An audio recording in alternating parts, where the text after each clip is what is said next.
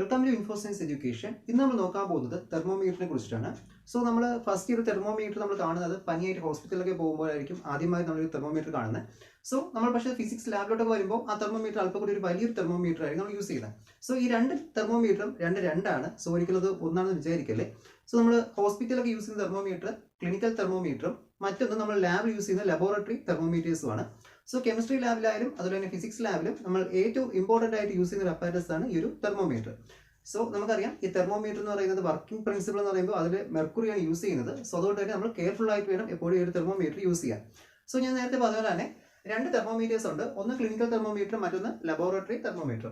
So, how do you two thermometers different? So, if difference is thermometer use. But here the difference is clinical thermometer is 35 degrees Celsius to 42 degrees Celsius. That is a human body temperature, natural living thing in temperature, body temperature measurement clinical thermometer use. So, that is graduation, readings 35 degrees Celsius to 45 degrees Celsius. That is 35 and 42 Celsius temperature. This clinical thermometer use determine this degree Celsius easy then 94 to 108 is Fahrenheit range. This degree Celsius and Fahrenheit temperature units. So, okay. So, we lab use thermometers commonly laboratory thermometers. So, if you right side clinical thermometer or left side laboratory thermometers. So, in the size difference laboratory thermometers large size length. So, this clinical thermometer commonly control. So, that is body temperature measure.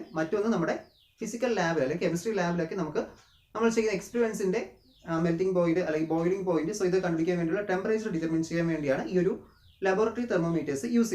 So, laboratory thermometers range is minus 10 degrees Celsius to 110 degrees Celsius. So, this is laboratory thermometers range. So, if we have water boiling point, this thermometer liquid boiling point dip dip the temperature rise. So, we correct observation note. So, how observation note explain. So, this is laboratory thermometers. This thermometer we least discuss in the lab use. So, our temperature correct point level. But minimum medium temperatures is 70, 71, 72. So, in between, that is 70.1 and 70.2, this we measure. But if we measure 71, 72, range we measure. In between 1 and 2, 1.5 measures this thermometer measure. So, in the measurements, that is thermometer ഒരു സബ്സ്റ്റൻസിൽ dip ചെയ്ത് വയ്ക്കുന്ന സമയത്ത് അതിൻ്റെ temperature rise ആവും. Then ഈ കാണുന്നതിൻ്റെ ഒരു capillary tube എന്ന് പറയുന്നത്. ഈ ഒരു കാപ്പിലറി ട്യൂബിലാണ് ഇതിൻ്റെ എൻഡിലുള്ള ബൾബിലുള്ള മെർക്കുറി ടെമ്പറേച്ചർ കൂടുന്ന സമയത്ത് റൈസ് ചെയ്ത് എത്തുന്നത്. സോ ഇപ്പോൾ ഈ ഒരു തെർമോമീറ്ററിലാണെങ്കിൽ ഇപ്പോൾ അതിൻ്റെ റീഡിങ്സ് എത്തി നിൽക്കുന്നത് 74ലാണ്. അതായത് 74 ഡിഗ്രി സെൽഷ്യസ് ആണ് ഇപ്പോൾ ഈ ഒരു അപ്പാരറ്റസ് ഇരിക്കുന്നത് ടെമ്പറേച്ചർ. സോ ഇതിപ്പോൾ നമുക്ക് ഹൈ ലെവൽ എക്സ്പീരിയൻസിനൊന്നും യൂസ് ചെയ്യാൻ പറ്റില്ല. കാരണം ഇതിൻ്റെ ആക്യുറസി എന്ന് പറയുന്നത് തീരെ കുറവാണ്. അതായത് 70 കഴിഞ്ഞാൽ നമുക്ക് 71 മാത്രമേ ഇവിടെ എടുക്കാൻ പറ്റുള്ളൂ. അതായത് ഇപ്പോൾ ഈ നിൽക്കുന്ന റേഞ്ച് ആണെങ്കിൽ നോക്കുകയാണെങ്കിൽ 74 കഴിഞ്ഞാൽ അടുത്ത് 75 ആണ്. ഇൻ ബിറ്റ്വീൻ നമ്മളിപ്പോൾ ഹൈ ലെവൽ എക്സ്പെരിമെൻറ്റ്സ് ആണ് ചെയ്യുന്നത്. അതായത് ഫെർമി എനർജിക്ക് ഡിറ്റർമിൻ ചെയ്യുന്ന സമയത്താണെങ്കിൽ അല്ലെങ്കിൽ ഈ ബൈക്ക് ഇതുപോലത്തെ ഡിറ്റർമിനേഷൻ കറക്റ്റ് ആക്യുറേറ്റ് റിസൾട്ട് വേണമെങ്കിൽ അവിടെ നമുക്ക് ഇൻ ബിറ്റ്വീൻ 75നും അല്ലെങ്കിൽ ഇപ്പോൾ എക്സാമ്പിളാണ് പറയുന്നത് 70 എന്ന് പറയുന്നത്. അല്ലെങ്കിൽ ഇപ്പോൾ 1 ഉം 2 എടുക്കുകയാണെങ്കിൽ 1 ഡിഗ്രി സെൽഷ്യസും 2 ഡിഗ്രി സെൽഷ്യസും എടുക്കുകയാണെങ്കിൽ അതിൻ്റെ ഇടയ്ക്ക് വീണ്ടും ഡെസിമൽ വാല്യൂസ് വരാം. അതായത് 1.1, 1.2 ഇങ്ങനത്തെ വാല്യൂസ് വരാം. സോ അതിനുവേണ്ടി കുറച്ചുകൂടി പ്രിസൈസ് ആയിട്ടുള്ള തെർമോമീറ്റർ വേണം യൂസ് ചെയ്യാൻ വേണ്ടി. സോ ഈ ഒരു ഫിഗറിൽ നോക്കിയാൽ മനസ്സിലാവും. നേരത്തെ പറഞ്ഞ പോലെ തന്നെ -10 തൊട്ടാണ് സ്റ്റാർട്ട് ചെയ്യുന്നത്. സോ ഇവിടെ 0ക്ക് താഴെ വരുമ്പോൾ -10 ആണ്. ദെൻ 0ക്ക് മുകളിൽ 10, 20 അങ്ങനെ പോവുകയാണ്. അതിന് ഓരോ പോയിൻറ്റ് 1, 2, 3, 4, 5, 6, 7 അങ്ങനെയാണ് പോകുന്നത്.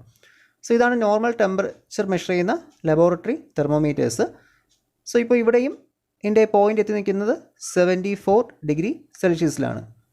ക്ലിയർ ആയിട്ട് അറിയാൻ പറ്റും. ഇവിടെ കണ്ടില്ലേ, ഇതുവരെയാണ് മെർക്കുറി നിൽക്കുന്നത്. ബാക്കി പിന്നെ ആ കാപ്പിലറി ട്യൂബ് മാത്രമേ ഉള്ളൂ. ഇപ്പോൾ നമ്മൾ ടെമ്പറേച്ചർ കൂട്ടുകയാണെങ്കിൽ ഇവിടെ നിന്ന് ഇത് റൈസ് ചെയ്ത് വീണ്ടും 80-ലെത്തും. അങ്ങനെ പൊയ്ക്കൊണ്ടിരിക്കും. സോ ഇത് കുറച്ചുകൂടി ക്ലിയർ ആയിട്ടുള്ളൊരു വ്യൂ ആണ്. 70 ഡിഗ്രി സെൽഷ്യസ് ഇവിടെ കറക്റ്റ് കാണാൻ പറ്റും. കണ്ടോ, ഇതാണ് അതിൻ്റെ കാപ്പിലറി ട്യൂബ്. ആൻഡ് ഇപ്പോൾ ഈ മെർക്കുറി റൈസ് ചെയ്ത് വന്നിരിക്കുന്നത് ഇവിടെ നിങ്ങൾക്ക് അതിൻ്റെ എറർ കണ്ടാൽ മനസ്സിലാവും.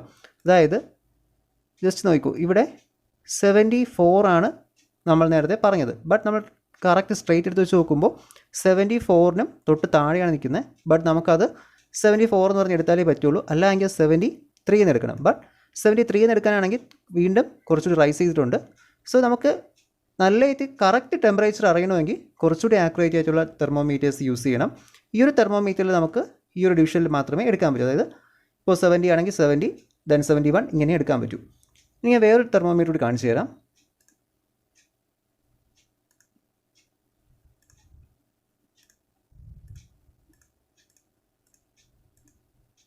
സോ ഈ ഒരു തെർമോമീറ്ററിലാണെങ്കിൽ നമുക്ക് കുറച്ചുകൂടി ആക്യുറേറ്റ് ആയിട്ടുള്ള വാല്യൂസ് എടുക്കാൻ പറ്റും. സോ ഇവിടെ കണ്ടോ, ഓരോ ഡിവിഷന് ഇടയ്ക്ക് വീണ്ടും സബ് ഡിവിഷൻസ് ഉണ്ട്. അതായത് ഈ കാണിച്ചിട്ടുള്ള എല്ലാം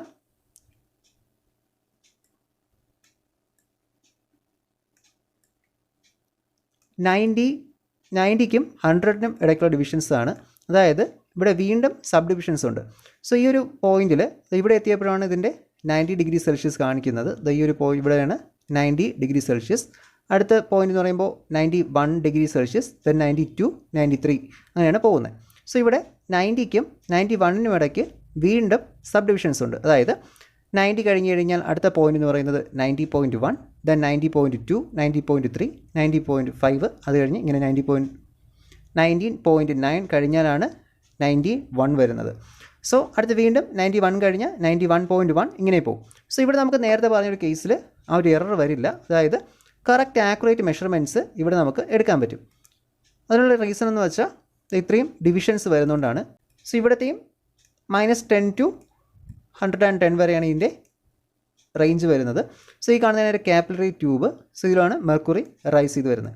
സോ നോർമൽ ടെമ്പറേച്ചറിൽ വച്ചിരിക്കുന്ന സമയത്ത് ഈ ഒരു തെർമോമീറ്റർ ശരിക്കും റൂം ടെമ്പറേച്ചറിലെ വാല്യൂസ് ആയിരിക്കും കാണിക്കുന്നത്. ഏത് എക്സ്പെരിമെൻ്റാണ് ചെയ്യുന്നത് അതനുസരിച്ച് അതിൻ്റെ ടെമ്പറേച്ചറിൽ വേരിയേഷൻ ഉണ്ടാവും. സോ അത് കറക്റ്റായിട്ട് നമുക്ക് ഈ ഒരു തെർമോമീറ്റർ യൂസ് ചെയ്ത് നോട്ട് ചെയ്യാൻ പറ്റും. സോ ഇനി അടുത്തതായിട്ട് ലാബിൽ യൂസ് ചെയ്യുന്ന മറ്റൊരു തെർമോമീറ്ററാണ് ഡിജിറ്റൽ തെർമോമീറ്റേഴ്സ്. സോ ഇതാണൊരു ഡിജിറ്റൽ തെർമോമീറ്റർ. സോ ഇവിടെ ഒരു മെറ്റാലിക് പ്രോബ് കാണും. ജസ്റ്റ് ഈ ഒരു പ്രോബിനെ ആ ഒരു സൊല്യൂഷൻ അല്ലെങ്കിൽ ഏതിൻ്റെ ടെമ്പറേച്ചറാണ് ഡിറ്റർമിൻ ചെയ്യേണ്ടത് അതിലോട്ട് ഡിപ്പ് ചെയ്ത് വെച്ച് കൊടുക്കുക.